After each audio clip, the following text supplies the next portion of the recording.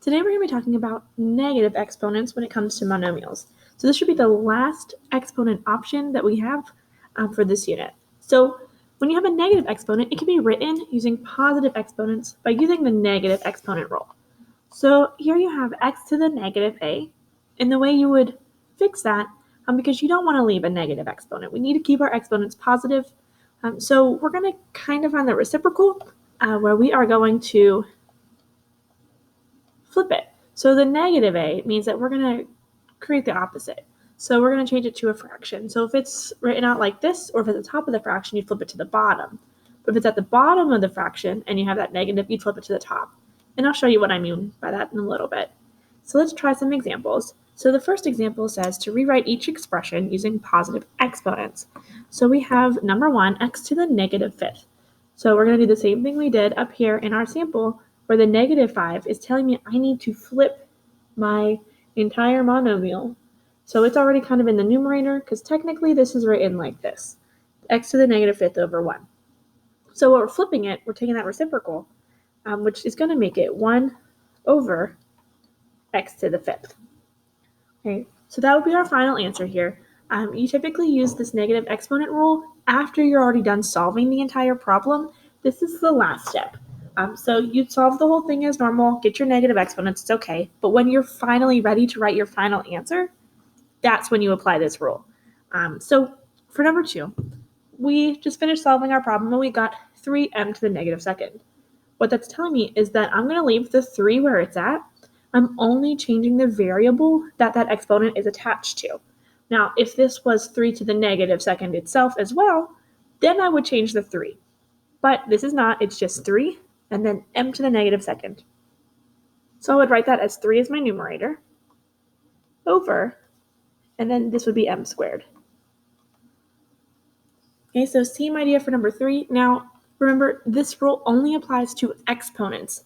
If the number itself is negative, that does not matter. Okay, so like we have negative 7 here, that does not tell me anything about flipping it.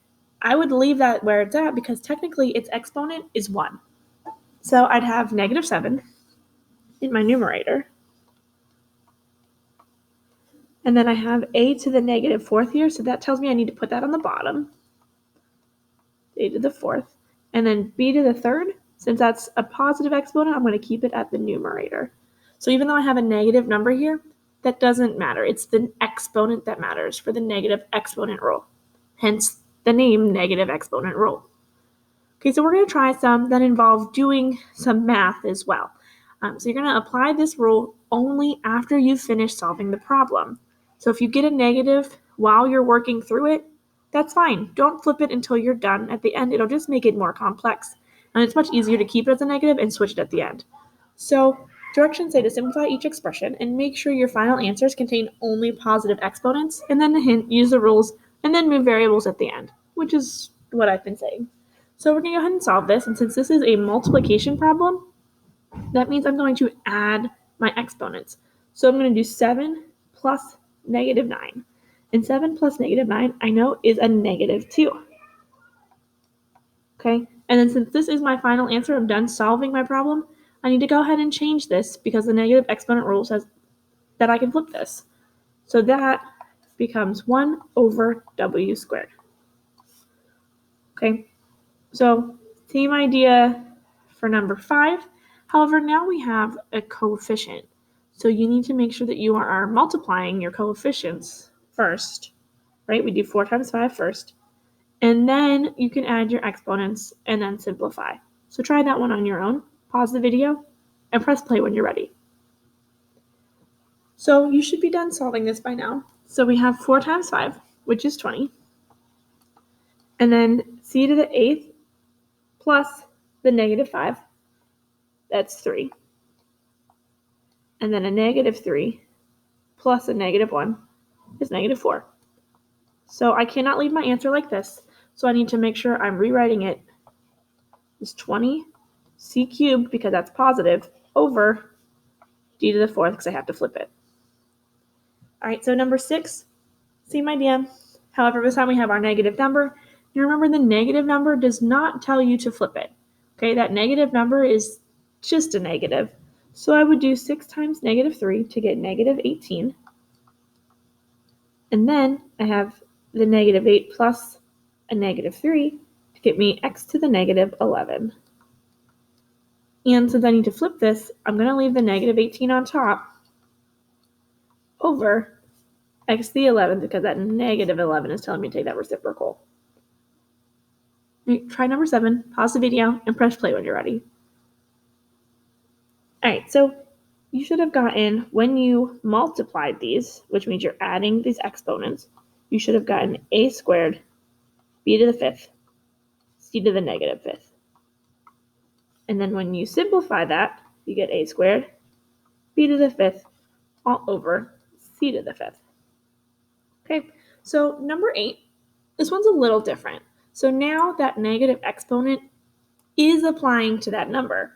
This negative 2 does impact the 8. Okay, so whenever we're solving this, we do flip our fractions.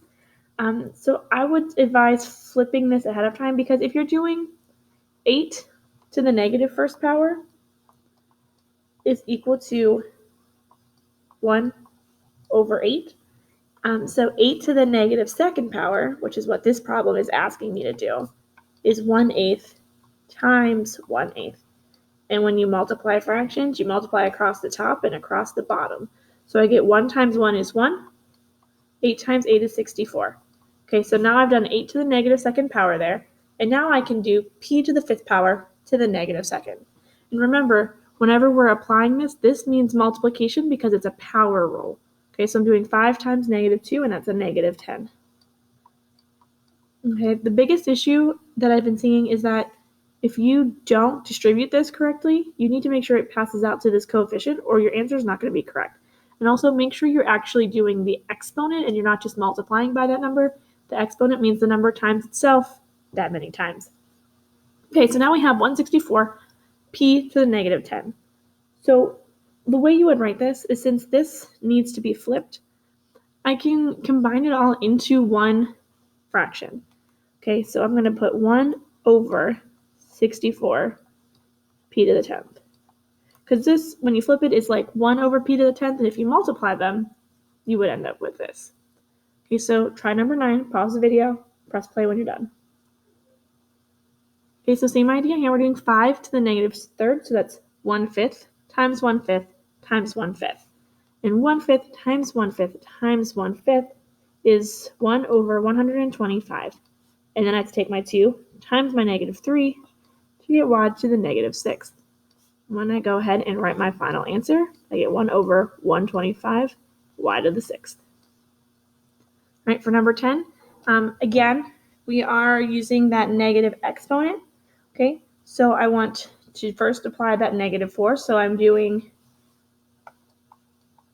1/3 times 1/3 times 1/3 times 1/3.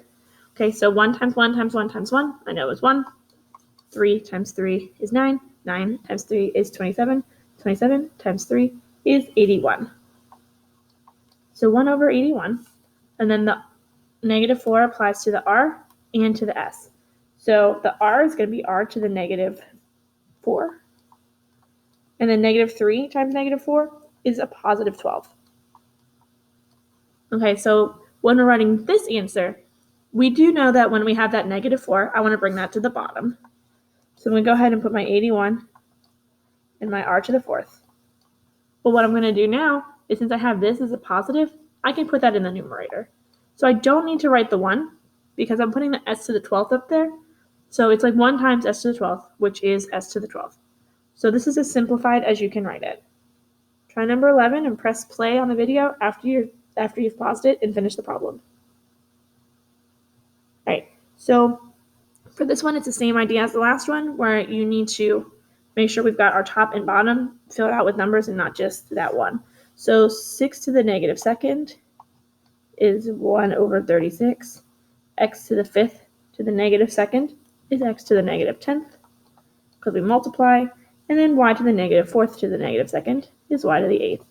So I'm going to go ahead and rewrite that and put my 36, put my x to the 10th because I flip it to the bottom, and then since it's positive, I keep it on top. Okay, for number 12, this one is a division problem, which is what we focused on last time. So you need to do your 2 minus 5, because with division, you're subtracting. So 2 minus 5, I know that that is h to the negative 3. And since it's a negative exponent,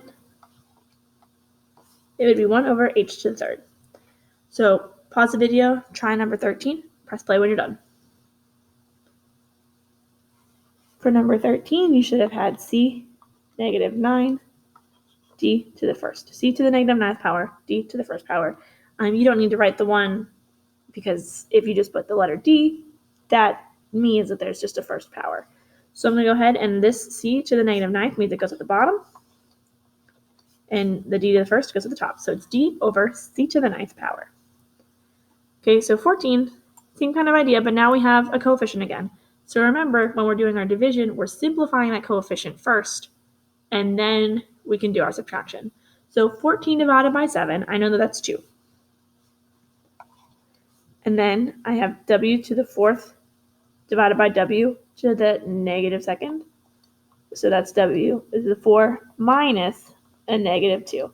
And if you're subtracting a negative 2, that's the same thing as adding. So it's 4 plus 2, which is 6. So I don't need to do any flipping because my answer ends up being positive. All right, try number 15. Press play when you're ready. For number 15, when you went and solved this, you should have had negative 5, m to the negative 1, and n to the 6th. So when I'm going ahead and solving this, my negative 5 goes on top because it's a positive exponent. This m to the negative first goes on bottom, it's just an m, and then my n to the 6th power stays here. Okay, so we got 2 more I'm doing with you, and then you're going to practice the mixed practice.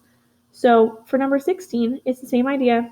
We have to simplify our fraction, and then we can go ahead and solve. So if we have this 36 over 12, I know that 36 divided by 12 simplifies to 3. And then I have x to the negative 4th up here, and no x down there. So I'm just going to write x to the negative 4th. And then I have y to the 8th over y to the 7th. And 8 minus 7 is 1. Okay, so if, for example, before I get farther into this, if this problem looked like this, 36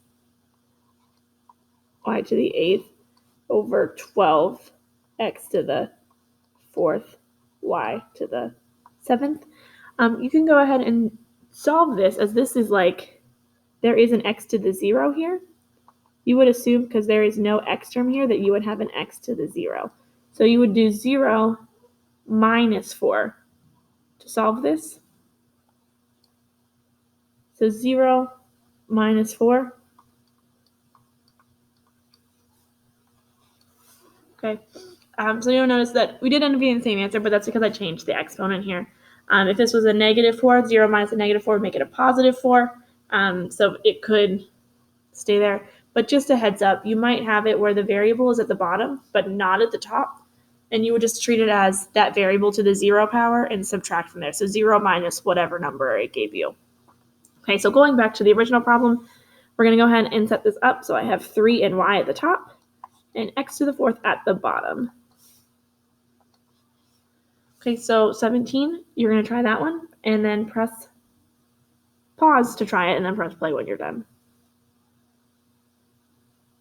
All right, so when you're solving this 15 over 18, even though those aren't divisible by each other, they are both divisible by 3. So you are going to simplify that by 3 and do 5 6th.